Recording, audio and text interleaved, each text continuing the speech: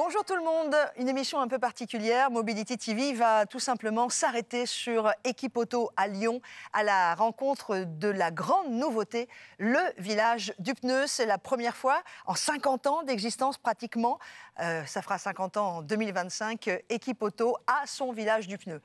Je vais vous présenter mes invités pour en parler évidemment. Celui qui est aussi à l'origine de ce village du pneu, Dominique Stemfel, bonjour. Bonjour Laurence. Merci d'être là. Vous êtes président du syndicat du pneu. Tout à fait. Nous avons également Oliver Schneider qui représente la maison Continental. Bonjour. Bonjour Laurence. Un des grands manufacturiers que l'on connaît bien. Cyril Roger, directeur de la communication chez Michelin. Bonjour Laurence. Manufacturier, s'il en est aussi, bien connu en France. Et bien sûr, monsieur Hérault, qui est le directeur France de la maison Goodyear. Bonjour, c'est monsieur Hérault et le prénom c'est Jean. Pierre-Jean, voilà. J'allais dire Jean-Pierre, mais non, Pierre-Jean. Merci d'être là également et d'être venu d'Amiens.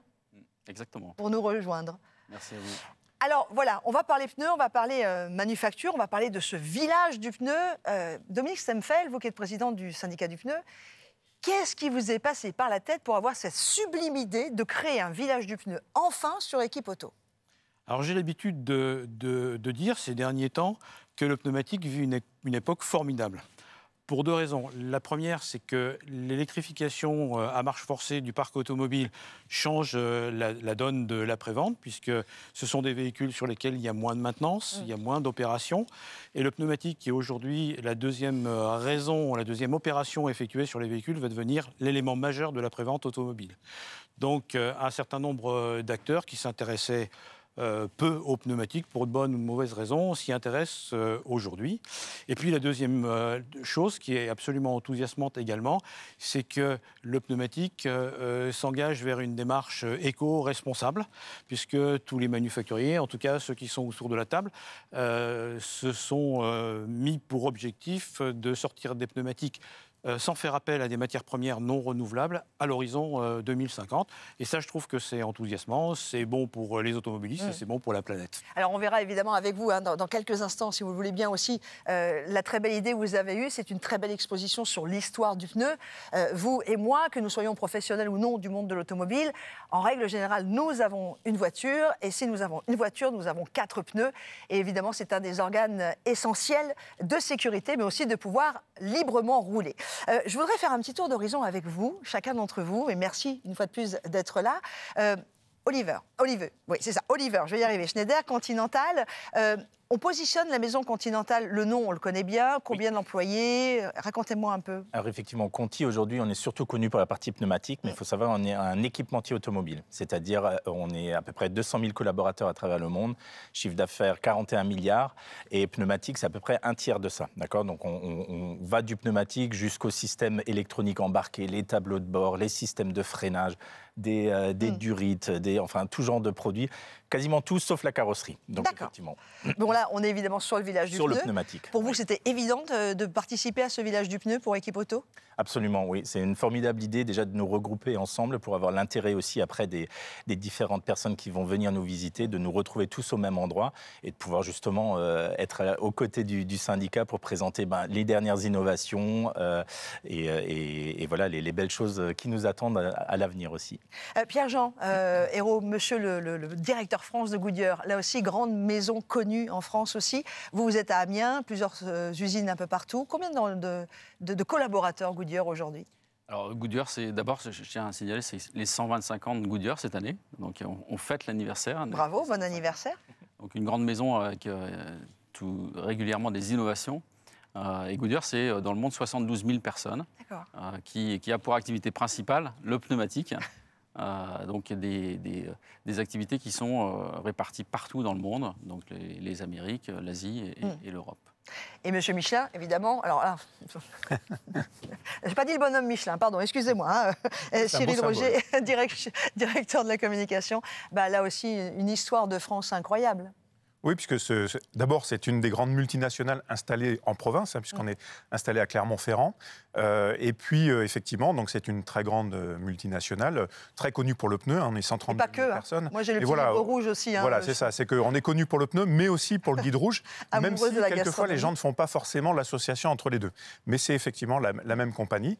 Et puis, on est en train effectivement de grossir dans des activités qu'on appelle autour du pneu et au-delà du pneu, c'est-à-dire aussi dans des domaines comme, par exemple, des ailes gonflables pour les cargos, des choses comme ça. Combien de collaborateurs ?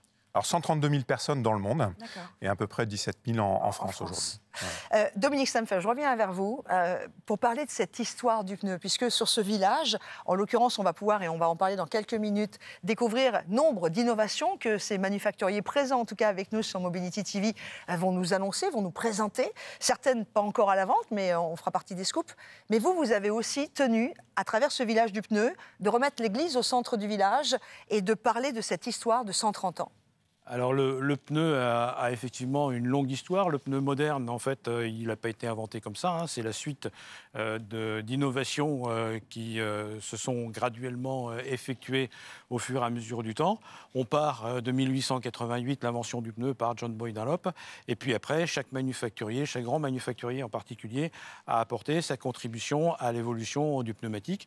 On a aujourd'hui des produits qui sont technologiquement extraordinaires, hyper raffiné. Ça, le grand public le sait pas. Malheureusement, on considère aussi qu'un certain nombre de revendeurs l'ignorent, l'oublient. Et c'est la raison pour laquelle, sur Équipe Auto, on a voulu faire ce rappel.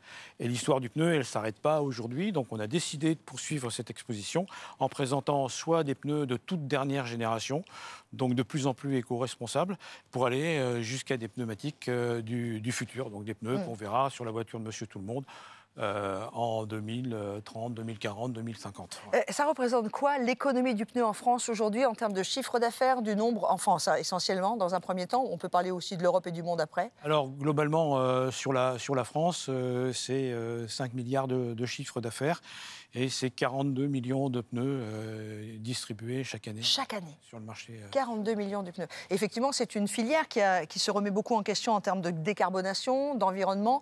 On est loin de ces moments où on avait des pneus qui étaient en pleine campagne, complètement jetés. Il y a vraiment quelque chose qui est très structuré dans la filière pneus. Oliver? Oui, absolument. Donc, peut-être sur ce sujet-là, justement, je pense que la filière, elle est vraiment exemplaire. Parce qu'on a mis, avec les grands manufacturiers, on a mis en place une structure qui s'appelle Aliapur, qui s'occupe de récupérer, enfin voilà, de collecter l'intégralité des pneumatiques qui sont mises sur le marché français. Donc, on n'a pas attendu le législateur de nous dire de le faire. On s'est organisé, on l'a fait nous-mêmes, oui. C'est vraiment quelque chose que vous partagez tous les trois, Goodyear, Continental et Michelin? Monsieur Hérault de Goodyear? Sur ce que disait Oliver, effectivement, on participe à cette société, Aliapur, pour récupérer. Mais ça fait effectivement des dizaines d'années où on a mis ça en place. Bon, après, il y a d'autres, je dirais, plus récemment, en fait, Goodyear a mis en place une politique RSE qui permet justement d'atteindre un certain nombre d'objectifs. Y compris pour vos collaborateurs. Exactement, ouais, pour permettre de créer des innovations pour utiliser uniquement des matériaux durables, de faire en sorte que nos outils de production et nos process de production soient décarbonisés, de faire en sorte aussi qu'on accélère la mobilité avec des solutions qui soient plus durables par rapport à celles qu'on a aujourd'hui sur le terrain. Y compris au niveau des matériaux. Parlez-moi des innovations chez Goodyear. La grande, par exemple, qu'on va pouvoir peut-être découvrir sur ce village du pneu sur Équipe Auto. Oui, je dirais que la dernière grande innovation qu'on a pu faire, c'est un pneu c'est un démonstrateur pour le moment, où 90% de la constitution du pneumatique est fait de matériaux durables. Comme des huiles qui sont des huiles de soja, comme des résines qui sont des résines de pin, comme des noirs de carbone qui sont issus de la pyrolyse des pneus usagés, un certain nombre de matériaux finalement qui sont soit recyclés ou soit des matériaux qui sont issus du végétal. Donc ça nous permet maintenant de constituer un pneumatique à 90% de matériaux durables. Alors ça, c'est un démonstrateur. L'an dernier, on a mis en place et sorti un pneu avec 70% de matériaux durables qui, aujourd'hui, cette année, commercialisé et qui présente donc une vraie chance pour le futur de pouvoir au fur et à mesure, mettre en place ce type de pneumatique. Alors évidemment, les innovations, on va en parler beaucoup, puisque ce village du pneu sur Equip-Auto 2023 à Lyon va nous permettre d'en découvrir pas mal, et d'autres peut-être moins, qu'on verra plus tard. Moi, j'aimerais qu'on parle un petit peu, parce qu'on parle beaucoup de décarbonation, de pneus, on va dire, un peu vertueux. Et puis, il y a tout ce qui est recherche et développement, et ça marche beaucoup en France, on a des vraies équipes. Par exemple, chez Michelin, vous n'allez pas manquer d'air, mais presque, puisque vous nous proposez un pneu sans air. Alors, en quoi ce pneu va m'apporter des différences, et en termes d'environnement, et en termes d'économie ou de structure technologique? Alors, en termes d'environnement, ce qui est important, c'est de regarder effectivement l'ensemble des impacts du pneu, les matériaux, mais aussi la résistance au roulement, parce qu'on en parle assez peu. C'est pas quelque chose que les gens comprennent, mais ça contribue à la consommation d'énergie de la voiture, même à l'électrique. Hein. La longévité du pneu, les émissions de particules, les matériaux. Et puis aussi, quand on regarde l'ensemble, on s'aperçoit que aujourd'hui, dans le monde, à peu près 20% des pneus sont démontés parce qu'ils ont eu une crevaison ou un dommage. Et ça, c'est quelque chose qu'en tant que manufacturier, on n'a jamais réussi vraiment à résoudre. Et la seule façon de le résoudre, c'est de faire un pneu sans air, finalement. Quand il n'a pas de pression, il ne peut pas crever. Et donc, on a créé effectivement ce prototype Optis, donc qui est un pneu sans air. Alors, on y travaille depuis déjà une dizaine d'années. On vient en fait de le commercialiser auprès de deux flottes qu'on a annoncées donc en janvier et puis cette année en juin. Une à Singapour avec DHL. Et une avec La Poste en France, qui a équipé ses véhicules dans le nord de la France avec des pneus sans air. Donc on est toujours sous forme de prototype, bien sûr, mais c'est un contrat commercial. Et on est très content de voir ce projet progresser. On a déjà fait, nous, plus de 3 millions de kilomètres dans différentes parties du monde avec ces pneus-là sans air. Donc, ça y est, je suis perdu. J'exagère un peu. Je vois bien la partie extérieure du pneu. Il se passe quoi à l'intérieur? Alors, à l'intérieur, en fait, on a mis des ailettes. Ces ailettes, elles sont composées en fait de gomme, comme on a dans un pneu classique, et aussi de renforts en fibre de verre. Et c'est ces renforts en fibre de verre qui assurent en fait le port de charge du pneu, puisque le pneu est là pour porter la charge du véhicule.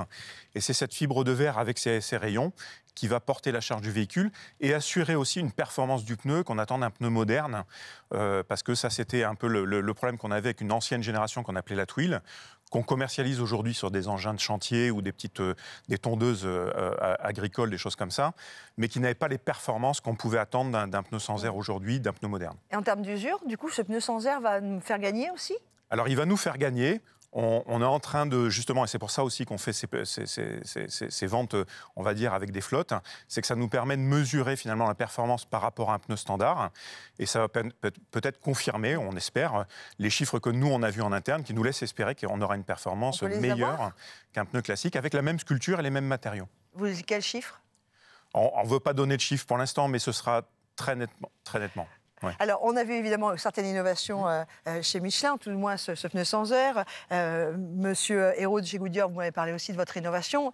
Oliver Schneider, évidemment, je vais aussi vous poser la même question. Quelle innovation chez Conti? Alors effectivement, notre innovation... Que l'on découvrira aussi sur Equip-Auto. Sur le salon, absolument. Oui. Donc l'innovation que nous avons donc lancée en juillet, en grande série, c'est justement un pneumatique, un petit peu comme ça vient d'être décrit, avec 65% en fait de matière recyclée ou renouvelable, mais en grande série, c'est-à-dire pour le public. Alors on n'est plus dans le prototype, on est dans la série. Et quelles sont ces matières? Alors en fait, il y a 7 grands groupes. Ça commence par les ceintures métalliques. Donc il faut savoir, il y a des ceintures métalliques dans un pneumatique, donc avec du métal recyclé. Il y a de la gomme recyclée, donc de pneus de fin de vie qu'on réinjecte à nouveau dans le nouveau pneumatique. Il y a des caoutchoucs naturels à base de DVA, c'est-à-dire du renouvelable. Il y a par exemple la silice, très important pour l'usure, la résistance au roulement à partir de cosses de riz, donc les déchets en fait de l'agroalimentaire. Et vous récupérez ça? Tout ça, vous le récupérez? Parce que c'est mondial, là. Oui, tout à fait. En fait, c'est en coopération toujours avec des fournisseurs. C'est-à-dire, on a des coopérations très proches avec un certain nombre de fournisseurs. On développe ensemble, justement, avec leurs ingénieurs R&D et les nôtres, on développe ensemble ces produits qu'on met parfois à disposition aussi des autres manufacturiers. C'est-à-dire, l'idée, c'est vraiment que toute la filiale devienne plus vertueuse, on va dire. Voilà. Oui. Et un autre élément, en fait, la caractéristique chez Conti, c'est qu'on n'attend pas d'avoir le produit final parfait qui répond à tout. C'est-à-dire, l'idée, c'est vraiment les petits pas. C'est-à-dire, le Conti Retex, c'était une solution qu'on avait présentée justement à Équipe Auto. On avait eu le prix coup de cœur du jury. C'est en fait les bouteilles plastiques. Hein. On en voit partout autour de nous, malheureusement toujours encore. On les transforme en fibres, on refait une carcasse avec, on l'injecte dans une gamme de pneumatiques qu'on avait lancée il y a 2 ans. Aujourd'hui, ce produit-là est en grande série justement dans l'Ultra Contact Next, le fameux pneu qui est lancé depuis le mois de juillet. Dominique Stemfeld, vous qui êtes le président du syndicat du pneu, évidemment, on parle des innovations aujourd'hui avec nos 3 invités, mais il y a le après. C'est-à-dire, est-ce que vous travaillez aussi tous sur comment récupérer ces pneus une fois qu'ils seront usagés? Qu'en faites-vous? Le rechappage, on en parle aussi sur le village? Il y a plusieurs éléments qui ont été vaguement évoqués. C'est aussi de faire en sorte que les particules qui sont issues de l'usure des pneumatiques et qui sont réparties dans la nature soient des particules biodégradables, ce qui n'est pas le cas aujourd'hui. C'est 80 000 tonnes en France, donc c'est énorme. Donc il y a plusieurs solutions. D'abord, il faut faire appel à des matériaux biodégradables pour que les particules issues de l'usure soient biodégradables. C'est aussi d'augmenter la durabilité des pneus. Donc plus les pneus font des kilomètres, moins ils vont émettre de particules. Ensuite, il y a effectivement la récupération des pneus, et Oliver le disait, le rappelait très justement, la filière du pneumatique en France est absolument exemplaire, puisque quasiment 100% des pneumatiques qui sont commercialisés sont récupérés et recyclés. Et puis, on essaye effectivement de refaire de ces pneumatiques recyclés d'autres produits. Donc, on en fait des tapis de sol, des objets. On les intègre également dans l'automobile. Et puis, l'idée, c'est effectivement d'en récupérer une partie pour refaire des pneumatiques neufs. Question à tous les 3. Toutes ces innovations ont un coût. Elles coûtent donc plus cher également pour le revendeur et donc aussi plus cher pour l'utilisateur, celui qui va changer ses pneus, qui a sa propre voiture. Comment amenez-vous les choses en termes de prix, Monsieur Hérault, chez Goodyear? Je pense que chaque consommateur comprendra que quand on apporte de l'innovation à un produit, évidemment, derrière, il y a de la recherche, il y a du développement, il y a justement des nouveaux procédés à mettre en place pour pouvoir utiliser des nouveaux matériaux. Et ça, c'est quelque chose qu'on peut valoriser auprès des consommateurs. Donc, l'objectif, c'est effectivement de faire en sorte qu'on arrive à faire passer ces innovations au fur et à mesure du temps. Je prends un autre exemple qui est sans doute utilisé par d'autres manufacturiers, mais on va mettre en place, il y a déjà des capteurs sur un certain nombre de pneumatiques. Chez Goodyear, on veut mettre en place des capteurs sur l'ensemble des pneumatiques à partir de 2027 pour les nouveaux produits, pour permettre justement de mieux comprendre la performance du pneumatique, l'usure du pneumatique, et donc apporter aussi aux clients des informations qui vont lui permettre d'avoir une meilleure autonomie quand il roulera. Donc ça, c'est des innovations concrètement qu'on peut valoriser auprès de nos clients. Alors on voit aussi depuis quelques temps l'arrivée de manufacturiers de moindre qualité. On peut commander sur Internet des petits manufacturiers, des petites marques dites chinoises qui ne sont pas de super qualité et qui peuvent même limite être dangereuses. Comment la filière combat cette arrivée massive pour une histoire de prix, hein. On est en pleine inflation, les gens vont de plus en plus vers le moins cher malheureusement. Comment pouvez-vous combattre ce phénomène ? La réglementation, c'est un domaine dans lequel l'ensemble des manufacturiers, on travaille souvent d'ailleurs ensemble pour faire évoluer la réglementation. Ça a été le cas, par exemple, avec l'introduction des réglementations sur l'adhérence des pneus usés, ce qui était pas présent jusqu'à présent. Donc ça va rendre l'accès au marché un peu plus difficile. Ça va arriver en juillet 2024. Donc c'est vraiment demain que ça va arriver. Et puis, on parlait tout à l'heure des émissions de particules. C'est un autre domaine, en fait, où aujourd'hui, il n'y a pas de réglementation. Le pneu est très réglementé, quand on regarde. Mais aujourd'hui, sur les émissions de particules de pneus, il n'y a pas de réglementation. Et avec l'arrivée d'Euro 7, en fait, pour la première fois, il y a l'introduction dans le texte d'une réglementation sur la quantité d'émissions de particules par pneu. Et en instaurant finalement un minimum de performance des pneus, on pourra plus avoir des pneus qui s'usent très très vite sur le marché. Et ça, on espère que ça va arriver assez rapidement aussi via l'Europe, mais peut-être dans le reste du monde, de façon à limiter l'impact des pneus par les émissions de particules. Dominique Stemfeld, par rapport à cette question de l'arrivée sur le marché français de pneus En tout cas, c'est le combat dans lequel le syndicat du pneu s'est engagé. C'est faire de la pédagogie, c'est expliquer, et on utilise tous les moyens possibles pour le faire. Et entre autres, à Equipauto, on va réexpliquer aux distributeurs, aux garagistes, aux revendeurs, quelle est la technologie qui se situe dans les pneumatiques qu'ils commercialisent, parce qu'ils sont aussi des relais d'information vers le consommateur. En principe, un bon distributeur, la première chose qu'il doit faire, c'est de poser la question à l'utilisateur et savoir ce qu'il va faire de ses pneus pour lui vendre le bon produit. Et il faut donc donner des arguments qui permettent de relayer cette information. Equipauto est un gros rendez-vous pour chacun d'entre vous. Oui, absolument. Oliver Schneider pour Continental. Absolument, ça nous permet justement de rencontrer nos clients, les clients B2B, mais aussi en partie les clients B2C.